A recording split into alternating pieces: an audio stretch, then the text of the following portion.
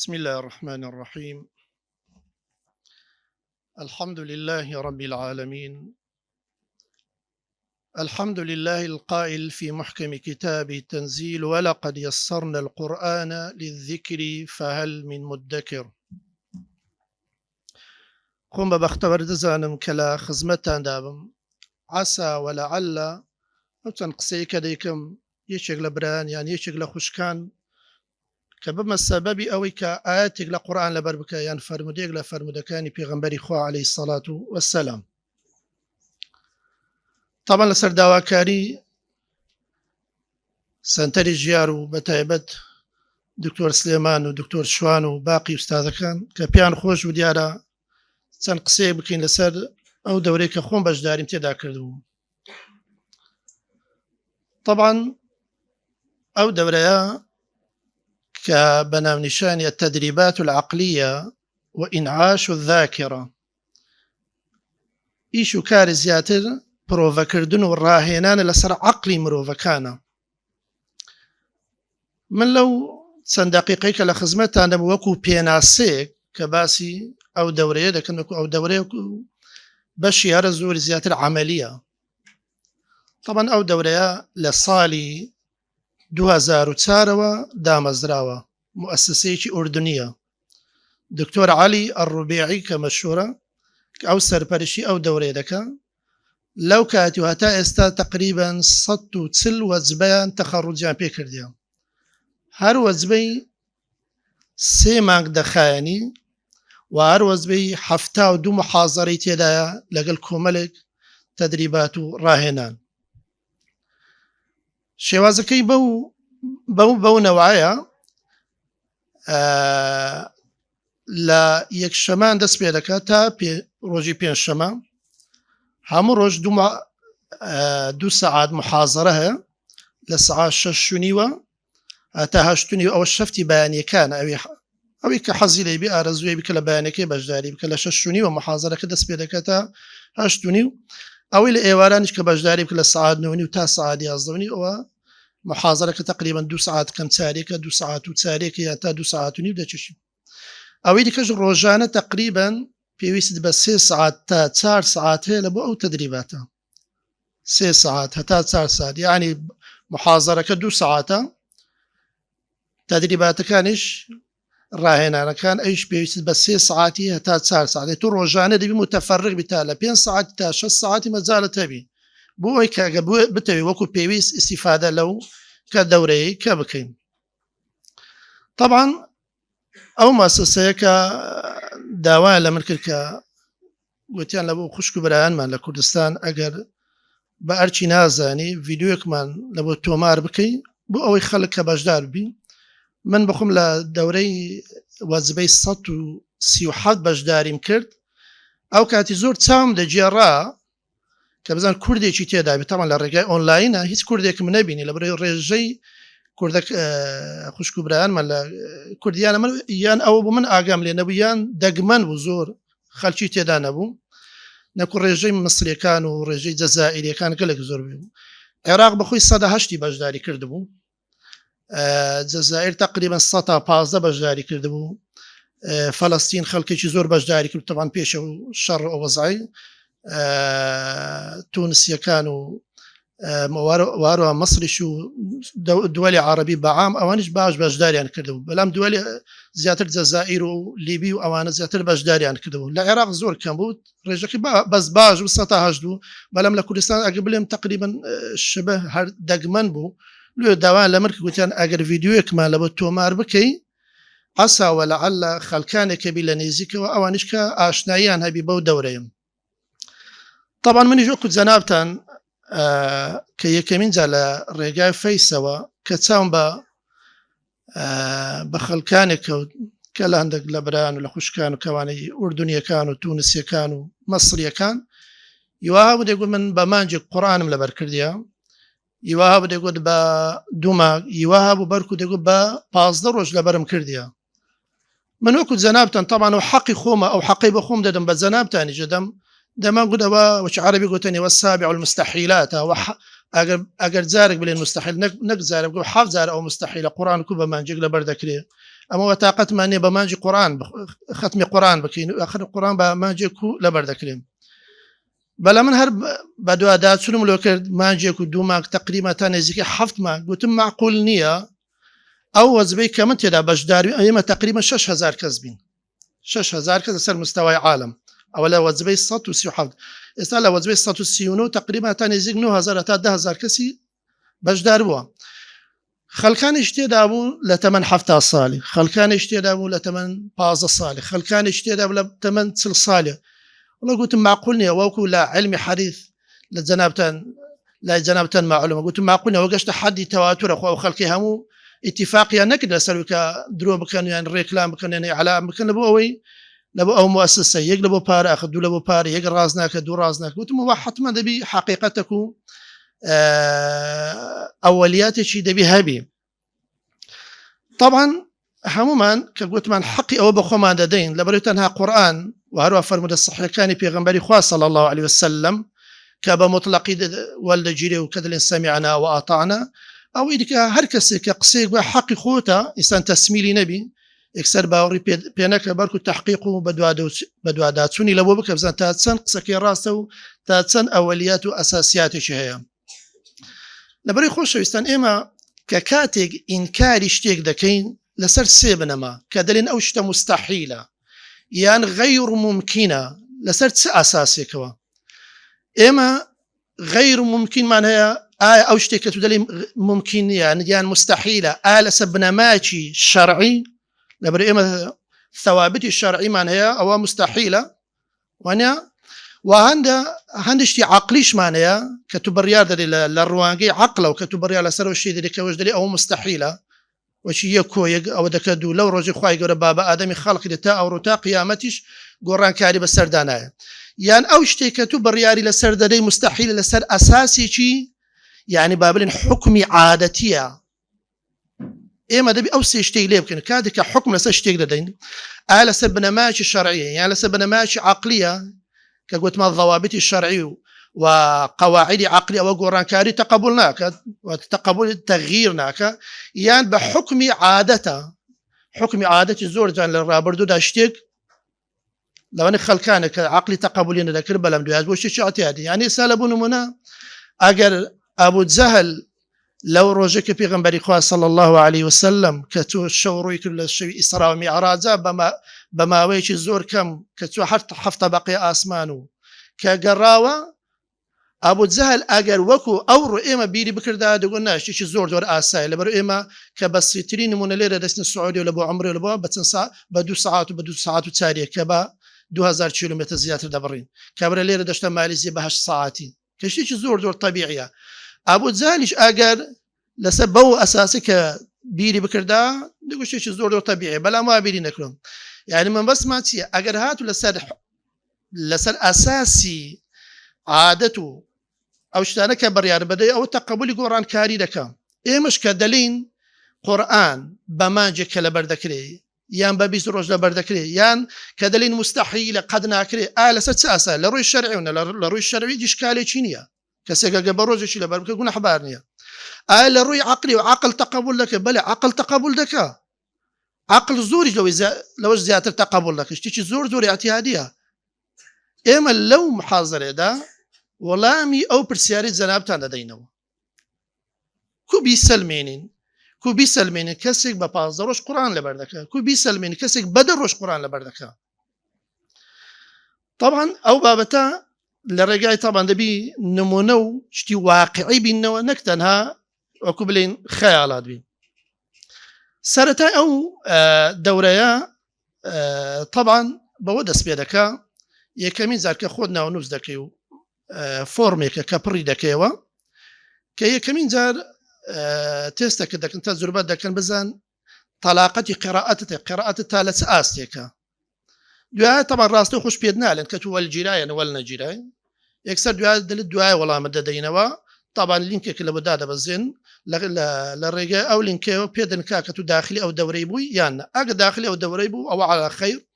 ئاگە داخلی ئەو دەورەیەش نەبوو پێ دەڵێن ئەتو ئێستا پێویستیت بەوەیە جارێک قیرائەتی خۆت ڕەوان بکەی یاتواتە لە ڕووی خوێندنەوە خۆت بەهێز بکەیت. لە ڕووی خوێندنەوە ئەوە تەمە سەرەتاکە بەو شێوە طبعا ئەو دەورەیە هەشت مەجاالاتیشەیە طبعا بەش یەکەم مەجای قورآن حەدیث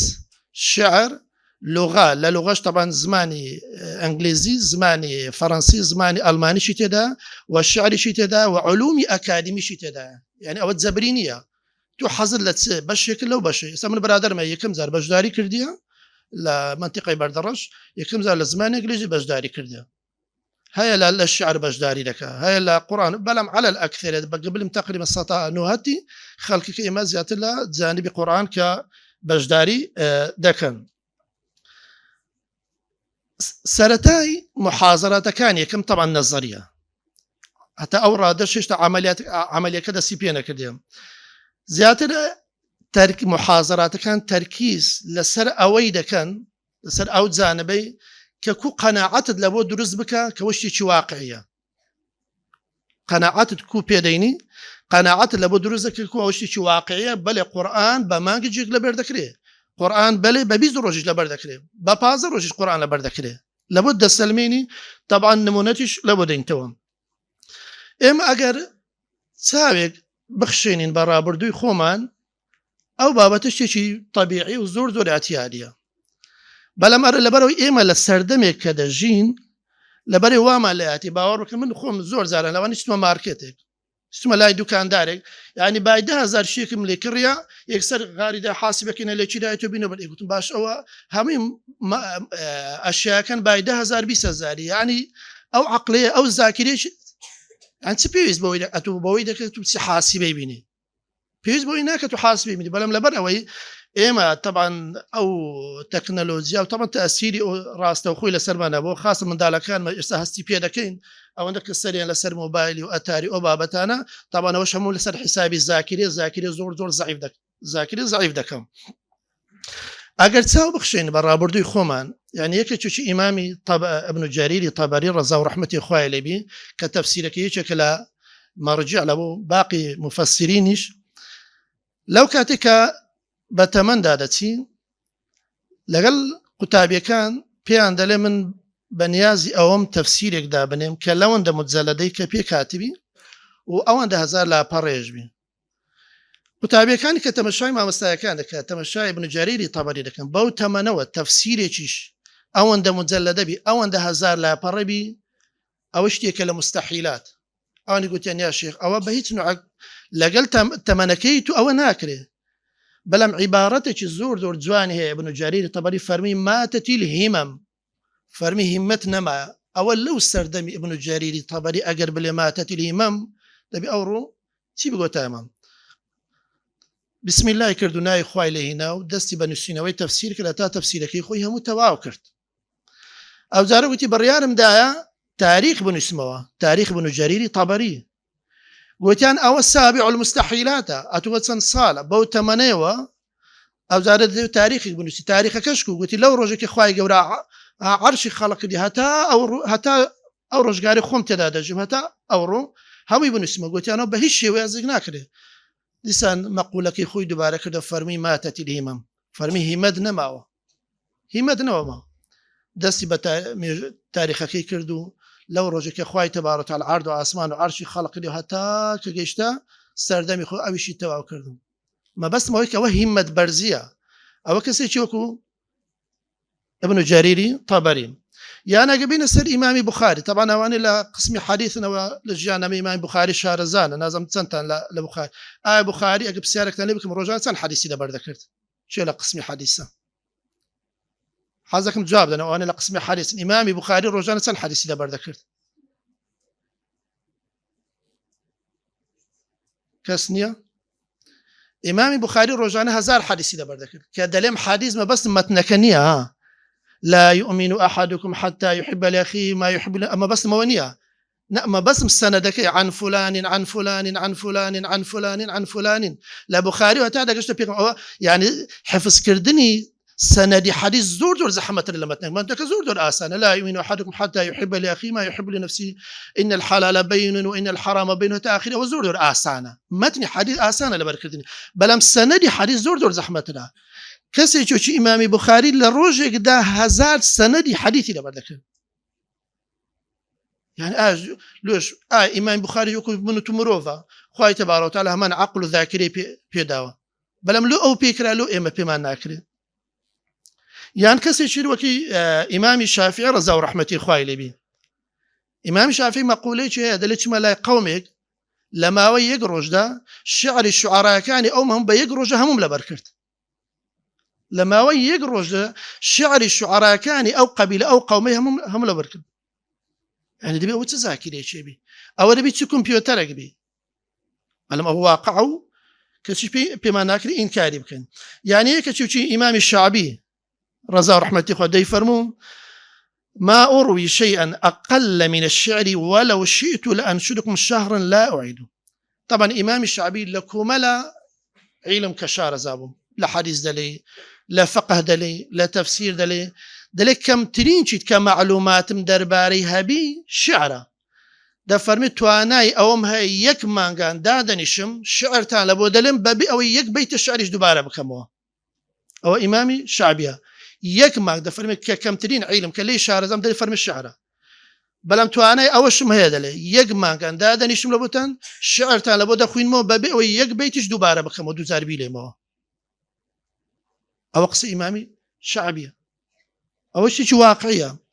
لبرو إيما كخواي تبارك وتعالى إيما خلق لخوشويستان مروف زور بهێزە ئەگەر تواناکانی خۆی بەکاربینی ئەگەر بزانی بەچ شێوازێک بکاردێنی. من جێم لە دکتۆرێک بێت دەیفەرموو خوای تەبارەک وتعالە لە مێشی ئینسان 150 ملیار خەلیە هەیە، هەر خەلیەک بەقەدەری یەک هارد. طبعا ئەو هاردە بە خۆتان دەزانن کە دا فیدەیە ئەگەر ئەو قای هەمووی کتابی بکەنە ئەو هاردەی زی دەبتەوە، ئەوانە گەنجەکان لێ شارزانەی یەک هارد یان ئەو کتابان دەفەرمێ هەر خەلیەکی ئینسانی یەک خەلیە بەقەدەر یەک هاردیە. ئیدی 150 ملیار خەلیە لە ناو مێشی ئینسانی، بەڵام ئێستەمە لەبەری لا نحسن يعني استعماله لەبەر ئێمە زۆر جارە نازانین و بەکاری بینین. مرۆڤ زۆر بەهێزە، مرۆڤ زۆر بەتوانایە، بەڵام ئێمە تەشبیهێنی وەکو بیرەنەوتەکانی کەرکوولاتێک کە حکوومەتی بریتانیا ئەو کاتی وەچی باپیرانمان ناوت حکوومەتی ئەنگلیس هار بیرە نەفتی لێدا و سەرەکەی قەپات کردەوە نازانم تا ڕۆژ کرایتەوە نەکرایتەوە، ئەگەر دەستی کوردی گەشتی بێەوە نەکرایتەوە، بەڵام ئەمەش گەلە زەرەن ذاکرەی خۆمان ئاوا قەپاتمان کردی و بە بورغێکی 24مان قەپات کرد 4 بلۆکمان جەسەردانە زۆر جارە ئیشی پێ ناکەین. بەکاربین ئیشی خۆت بەکار مێشتی خۆت بەکاربینە، تەجروبەی لەسەر بکە. مێشی ئینسانی زۆر بەهێزە. طبعا بەو شێو بەو قۆناغە ئەو قۆناغە نەموو تێپەڕ دەبێ. طبعا لە دوای ئەو چەند محاضرەی کە قەنەعەتت پێدەینی بەڵێ ئەوە شتێکی واقعیە، لەبەر ئەوەی ئەوان لە سەرەتاوە پێدەڵێن ئەگەر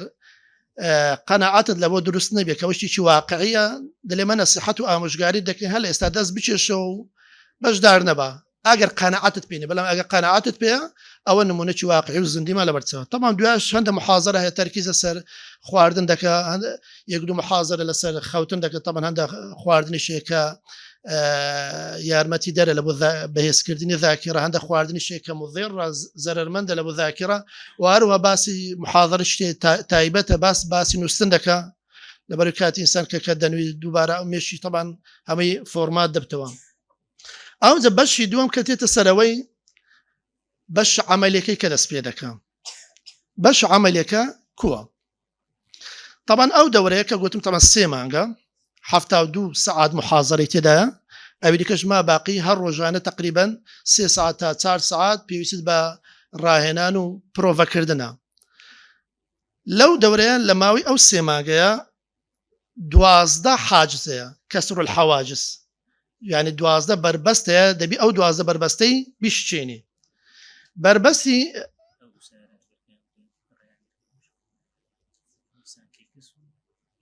ئەوە ماوەستاعالی دەلێ ئەو دوو سارە ڕێیان گرتێ، نیسان کێکس دووەمیان بێکەس پیکەم مەرزیە، ئەو دوانە ڕێیان گرتێ. ئەزەگە مەرزەکە ئازە ماوەستاعالی مەرزەکاری خۆشم نەبی بەڵێ ڕقەمیشم لەسەر دەشبولی دانایە ئەولە جێنە بلەمە ئەو کەمە ئازەوە کەیف خۆتە ئەوش خەتای من نەبجێنە إيه طبعا بەشی دووەم کە محازەرەتەکان زیاتر عملینە 12 بربەستەیە دەبی ئەو بربەستانی یەک لە دوای یەک کە بشچینیم من لە سەرەتاوە ئەوم لە بیرکە کلۆتان باز بکەم کە پێشی ئەو 12 بربەستەی بشچینی یەکەمین جار تێستەکەت پێ دەکەن 6 ساعات لە بۆ دادەنێن لە ماوەی ئەو 6 ساعاتی بزات و چەند لەبەر دەکەین ئەو ئاگە لە قورئانە لە حەدیثە لە شیعرە لا يعني لو الشيء كلمات إنجليزية بزان سندي لبرد طبعا أجر القرآن قرآن أو بيوري شيء سرچيا بك مصحف مدينة ك لا بركة لا بازار سبيكاتيا أجر حديث يجدبر بكي دبيت أو حديث كي عندو يعني سي يعني سارة دبي برامبر أو بازار زبي أجر الشعر يجدبر بكي دبي بازار بيد بين كمقابل لا بريش قرآن وأجر كلماتي إنجليزي يجدبر بكي دبي 5 كلمة بترجمة لبربكي او مقابل يعني بيوري سرچي كقرآن كم طبعا كقولتما بشي دوام كسر الحواجز كدس بيدكا ك يكمينيان لا بريش قرآن الددني حاجز يكم لماوي 2 ساعات اتو دبي اولى بري قرآن لبربكي وي 2 ساعات دبي اولى بري قرآن لبربكي اگر بيت كرا وزيادة تجد بركض أو خير على خير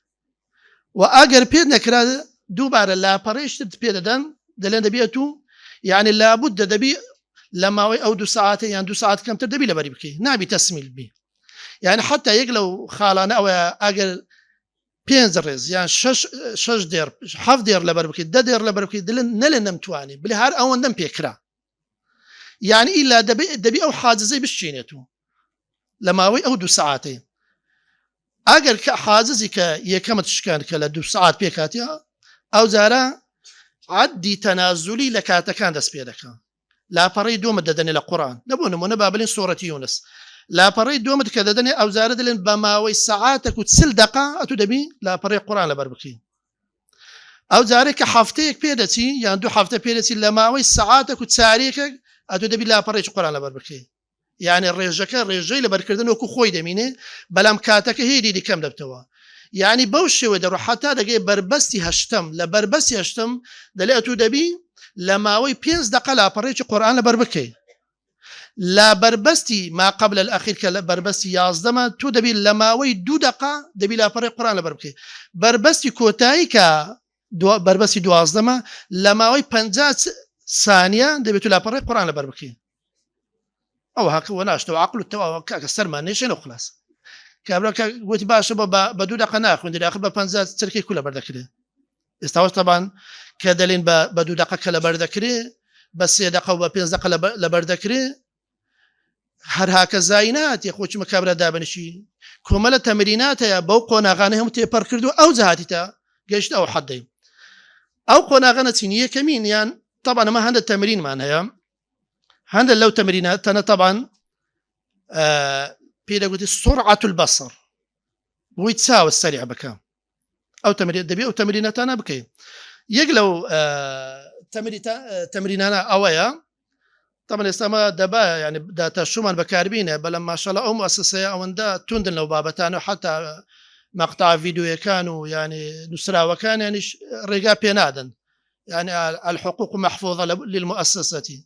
يعني لو أنا ما ليران دشتانش كباز بكين أو هرب بي إجازة بلام إن شاء الله هم لاش خير ما نقشتم فيديو كم كزور تركيز كده وكو خطي زقزاق آوايا توبي شتي داهيا أو توبي زور بسريعي تيودتي زور بسريع أولا وتيا أولا خاطر أو كتاوت سرعة بسريع بيو بسي أو يشكل تمرينات كان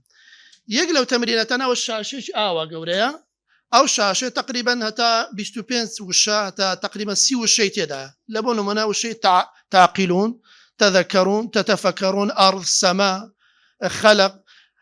لما وي يقدق طبعا أو شانتين وبالزرد بن لما وي يقدق تنزر أتو طبعا وشي يقلبو قلت هلا بجيري لبون منا وشي سماوات يعني وشي أرض هلا بجيري لما وي أو دقيا لما بزاتو تنزر أو شي دبينيوا أو هم لوتيا لو خاطر تساود يعني سرعتي خوي والبقري أو يشكل تمرينات كان يقلو تمريناتاني كديسان كزور أوان كتركيزي لسرد كان آآ أو لاپەڕی قورآن طبعا بە ڤیددیوە طبعا ئەو کاتێک کە تەظلیل بالعربی دەگوتێت تەظلیل ئەو خەتەکەی بەسەرداتێ ئەوە دیسان لە بۆ ئەوەی کە چاوە سەریابی ئەوەی کە زۆر تەرکیز دەکرێت لەو دەورەیە لەو مؤسسەیە ڕۆژانە طبعا لە ماوەی 24 ساعت ڕۆژانە دەبی ئەو تەمرینی سێ جاران دووبارە بکەی و ئەگ بکەیت 4 و 5 ئەوەیە قورآن دەینی طبعاەوە طبعی سعودیە مۆبایلەکەی خۆ دادەنێەوە 10 دقة کە 10 دقەکە خلاص بی یەکسەر ئەو تەمرینە کووە تەنیا بە چاو زمان ئیش ناکە فکر ئیش ناکە التقاط الكلمة پێ دەگوترێت تەنها بەس وێنەگرتن یعنی وەکو کامێرێ بەس ڕسمەکەی دەگری یعنی تەمرینەتەکە بەو شێوە ڕێز بە ڕێز پێداچی بزان لە ماوەی 10 دقة تو تەنها بەس پێ دەگوتێت القراءة البصرية لە ماوەی ئەو 10 دقەی بزان تو چەندی دەخوێنێ ئاوە يعني حتى ئەواژ ناکەی سەرتش لەگە ناجوولێ لە ماوەی 10 دقە ئەمن بخۆم کە بەشداریم کرد لە ماوەی 10 دقە تقریبا وابزەم 20 لاپەڕە بوو یان 25 عفوا یان 21 لاپەڕە بوو خوێندم لە ماوەی 10 دقەی بەس بە چاو دوایە کە تەمرینمان زیاتر کرد کردمانە چل کردمانە 50 کردمانە 60 لەما پاش یەک دوو مانگەن تقریبا لە ماوەی 10 دقە لە سوورەت بەقەرەی دەمگەاندە سوورەتی ئەنفال طبعا ئەمن تەمریناتم زۆر نەبوو بە حکمی بڕێک التزاماتمانەیە يعني بڕێک مەشغولین طلبەی وامانێ ئێستا مەلەکەنە خۆمان ئەوی کە شارەزابی طبعا دەیەکەی کرمە لە بشیریان مامۆستای بەرادەرم هەیە طلبەی هەبوو ئەو طلبێت جارەوە بە ڕۆژی 7 ساعات 6 ساعات تەمرین لەسەر دەکرد لە سوورەتی بەقەرە بە 10 دقة من الجنة والناس هەر هەمووی دەخوێندەوە بە قیراءة البصرية بە لە ماوەی 10 دقة بەلەم ڕۆژانە 6 ساعات هەتا 7 ساعات تەمرینی دەکرد يعني بۆ شوێ يعني سرعتی ڕۆژ لە دوای ڕۆژە زیاتر وێ تەمە چەند تەمرینت زیاتر بی چاوت سرعتی خۆی زیاتر وەردەگری هاتا تەمرین زیاتر بی ئەو پێ دەکرێت سرعة البصر يعني چاوت سرعتی خۆی وەردەگری ئەوە طبعا نوعی دووەمیان سرعة السماع ئێستا کەسی وایە بەطیە ئێستا لە بۆ نمونە مامۆستا دەدنی لە ناو دەرسەکەم ئەگەر هاتو قسەی سەریع بکە تەلەبەی وا تێناگە خەتیب ئەگەر لەسەر مینبەر خوتبەکەی بەرە سەری وایە تێناگە بەڵام پاش ئەوەی کە تو داخلی ئەو دەورەیە دەبی هەندە تەمرینات هەیە دەبی جێبەجێ بکەین مثلا یەک لە بۆ نمونە یەک لەو تەمریناتانە دەڵێ ئەوڕۆ تو جێ لە سوورەتی بەقەرە ڕابگرە طبعا سورة بقرة مثلا ياسر سلامة يعني سعد الغامدية يعني هر أحمد ديبان يعني هر قارئ أشكيا تيخي سرعتي 150 175 يعني 200 سرعتك هي دي تالي رادي يعني لبونو من بيشتو كداخلي أو دوري بي أجر سرعتي أو قراءتي بيخي 175 يعني بيخي 200 كجلا قرآنك رادقري بس تنها صوتك دي هيز لا وشكان لا يتواضحنية كلماتك كان اللي تناقي بەڵام پاش ئەوەی کە کە ئەداخلی ئەو دەورەیە دەبی ڕۆژ لە دوایە ڕۆژ جێت ینی لەوەی ڕادێ ینی لە ماوەیەکی کەمە سرعەتی خۆی وەردەگری یعنی ئێستا لە بۆ نمونە من پاش ئەوەی کە داخلی ئەو دەورەم چم دەکرد لە بۆ نمونە مەسەڵەن محاضەرێکی مامۆستاکە یعنی دەرسێکی مامۆستایشی بەڕێز کە تەمەشام دەکرد ئەو دەرسێت 45 دقیقە دەمەخستە سەر سرعەتەکەی لە ماوەی نوو ساعات 25 دقیقە جم لەو دەرسەکەی دەکرد کامل و لەو سەرەوەش تقریبا 20 دقیقەم لە بۆ دەگەڕاوە ئیستیفادەم لە کاتێکی خۆم دەکرد استیفادەم لێ دەکرد یان لە بۆ نمونە ئێستا مامۆستاک نامەیەک برادێک نامەیەک لەوە دەنێری ئەو نامێت تەمەشارێکی 10 دقیقەیە ێ باشە من 10 دقیقە دابنیشمە 10 دقیقە زۆرە ئەو نامە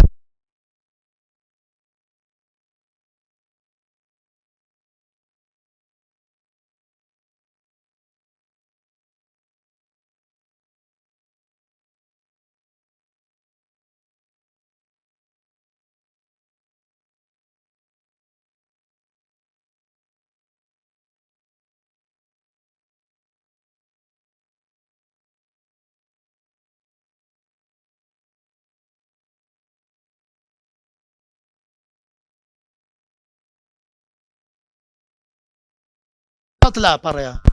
يعني روجانا سورة بقرة سورة آل عمران وسورة النساء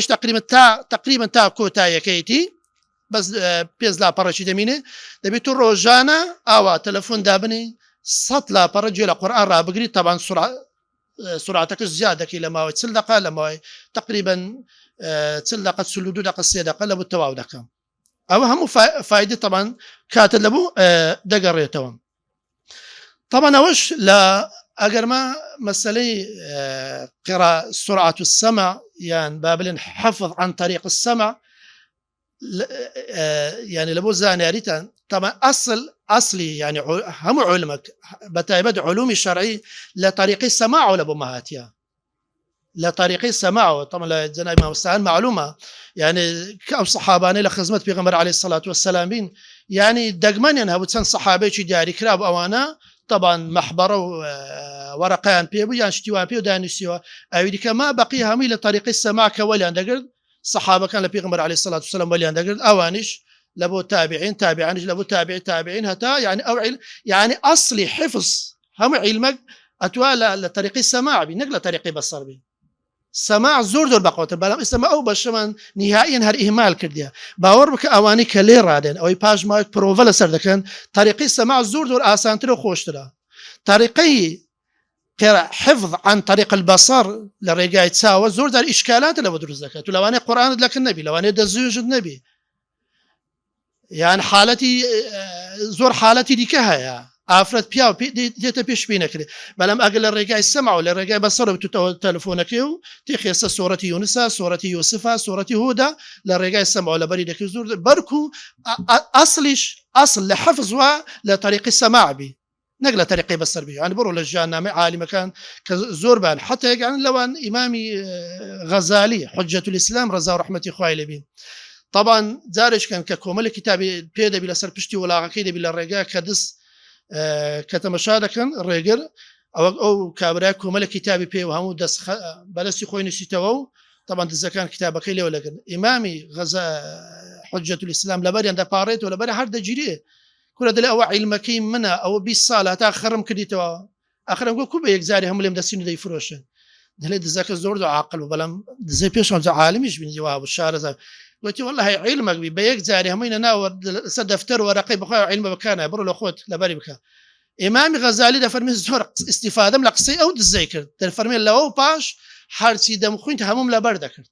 هەرچی دەمخوێنیت هەمووم لەبەر دەکرد لۆ ناوی لێنرا حجەت الئیسلام يا طبعا هو يشكل وكون منوى طبعا إمامي حجة الإمام غزالي وهروها إمامي طبعا الشعبي دفر ما كتبت السوداء في بيضاء إلى يوم هذا أو إمام الشعبي دفرمي من لجيانكم قلم لسر ورقي داننا لجيانكم قلم يعني رشم بس سبي واننا حبر نكف تسقم دفرمي لجيانكم طبعا لكم ملع يعني علوم مش كشارزة ما شاء الله زور متبحر جو بلام لسردمي إيما أو بشي وتبشي السماع كبيستن كإهمال من كده مع العلم مش كزور بيويست كإشي لسر بكريم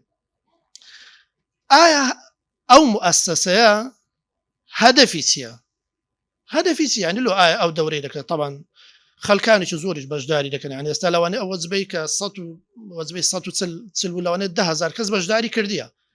بس بلم تقريبا لكل ساعه زور خلكش زور دقمان بجداري لك طبعا كرديا كمان الشيء واود اكاديمي ولا منطقه سليماني اود اكاديمي وزياتر اجي اقرب لهم سطانوتي 16 تابين زي لو مؤسسه ك ولي قرتوها هدف اوان هدف يعني سي لو دوري هدفي سرشي وهدفي رئيسيا لو دلدمانوي او قناعتيا لو خلق دروس بكين كاكتو بيد دكري او علوماني كبما ويد صال بدس دين بيد دكري بتار صالي بدس بيني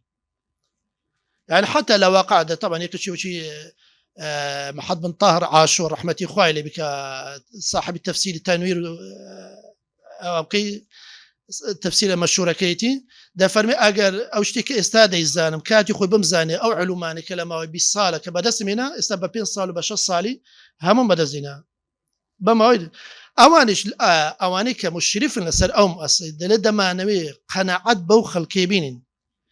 كبلي بيتان دكري لما ويشي زور كما قران بمانجق لبربكي الفي امام مالك لنحويات بيت دكري بماوي ماوشي كم لبري بكي الرياض الصالحين بيد دكري بدو ماجي لبر بكي يعني من عالم بخم على 40 نوويه من بس ساعات بخوا يعني ساعات يقوم لبر مكرت لو كاتك او دوري بماوي ساعاتك يعني ساعات يقوم لبر مانك يعني حتى ملزمه يعني تقريبا سطح حديثي ده طبعا جو حديثي كورتي وحديثي دريجيا لما وي ساعات يقتو او 600 حديثي لبردكي بەڵام نەک لەبەرکردنەکە و پاش ئەوەی کە تو بەو هەموو قۆناغانت بڕیە ئەو تەمریناتانت هەموو کردیە ئەو جە پێ دەکرێت 300 حدیث یان 100 حدیثی بە ماوەی ساعاتێک لەبەر بخی لەوانەیە ئێستا ئەو پرسیارە لە مێشکتان دروست بی ئایا باشە من ئەو لە ماوەی ساعاتێک 40ەوەیم لەبەر کرد یا ڕیاض صالحینم بە 10 ڕۆژی لەبەر کرد طبعا ئێستا نەفەری وا بە 10 ڕۆژی ڕیاض صالحینی لەبەر دەکرد بە 20 ڕۆژی لەبەری دەکرد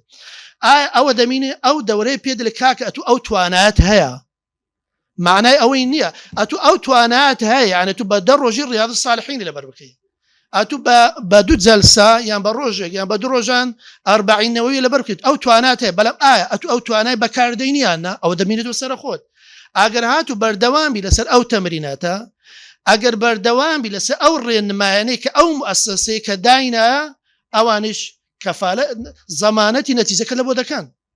لەبەرەوەی ئەوە لە سەرەتا پێ دەڵێن کاکە ئەمە زەمانەتت پێ دەدەین ئیستیفادەی کولیشی لێ دەکەی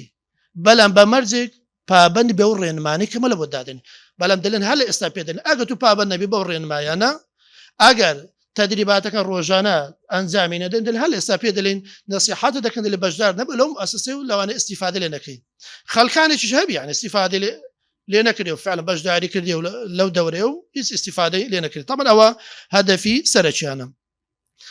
ئەو دەورێت چ فائیدە بۆ ئەمە من بەش بە حالی خۆم طبعا دوو نقطەی سەرەکی کە ئیستیفادەم لەو دەورەیە کرد یەک لەوان ئێستا ئەگەر بڵێم ئەگەر بمەوێ هەر شتێک بکەم ئەگەر بمەوێ کتابش ئەوجە حەدیث بی یان قورئان بی یان هەر علومێکی شەرعی ببێتم کەلەبەری بکەم ئەوەندە سیقە و متمانەت لا دروست دەکەن لەکن تو مستحیلات نییە شیتی مستحیل نییە شتی غیری ممکن نییە هەموو شتێک ممکنە لەبەر لە ڕووی شەرع و ڕێ پێدراوێنە کە تو قورئانی بە 10 ڕۆژی لەبەرکەی لە ڕووی شەرعی هیچ تێدانە لە ڕووی عەقلیەوە هیچ تێدانە ئەدی وەختی کە ئەمە دەڵێن مستحیلە واتە لە چ ڕوویەکە مستحیلە لە ڕووی عادەتەوە مستحیلە واتە لە ڕووی عادەتەوە نەبووە کەسێک بە 10 ڕۆژ قورئان لەبەر بکە نەبووە کەسێک بە ماجی قورئان لەبەر بکە واتە لە ڕووی عادەتەوە کاکە حکمی عادەتیش گۆڕانکاری بەسەر دادێ وەچ کە نمونەمان هیناوە ئەبو جالیش ئەگەر لە ڕۆژگارێکی ئەو ڕوبژە ولا ئینکاری معجزەی ئیسرا و میعراجی پێغەمبەری خوا صلی الله علیه وسلم نەدەکرد یعنی خالد جەوهەری سەرەکی لەو دەورەیە کە وات ثقە و متمانەیەکت پێ دەبەخشی ئەگەر هەر عیلمێک کە دەتەوێت کەم قۆلی لێ هەڵبکەی بە ماوەیەکی کەم فێریشی دەبی و لەبەریشی دەکەی و زۆر بەعتیادش ئەوە خاڵی یەکەم خاڵی دووەمیش طبعا کە زۆر استیفادە لێ دەکەین ضبط الوقت وتنظيمه طبعا ئێمە زۆر جاران کێشەی کاتمانەیە ئێمە زۆر جاران دڵێن کێشەمانەیە التیزاماتمان ئەولا دەرس ئەولا ماڵ ئەولا مەسەلەی کۆمەڵایەتی ئەو تازێ و خێر و شەڕ و ئەو بابەتانە پێمان ناکرێت بەڵام ئەگات کاتێک کە داخلی ئەو دەورەیە دەبی يعني کاتەکانی خۆ تەنظیم دەکەی بە تایبەت لە بۆ علومی شەرعی يعني زۆر کات لە بۆ دەگەڕێتەوە يعني لە بۆ من ئەمن لە ڕابردوو طبعا من لە سەرەتاوە ئەگەر إن شاء الله استفادة اللي بكن من سرتها كدسم بقرآن لبركن لكن مريبي لكن حيوانة بم لا صفي كششي سرتايم لبركن عفوا ششي سرتايم كخلاص كربان برحمة بي قلت بخوايان دبي بخويني أجر نخويني دبي بتشكل مرن قلت والله فبها ونعمة بخواي اسمك الحيوان الناس مكن مري لبرك السواب بدنا تشجيع مانك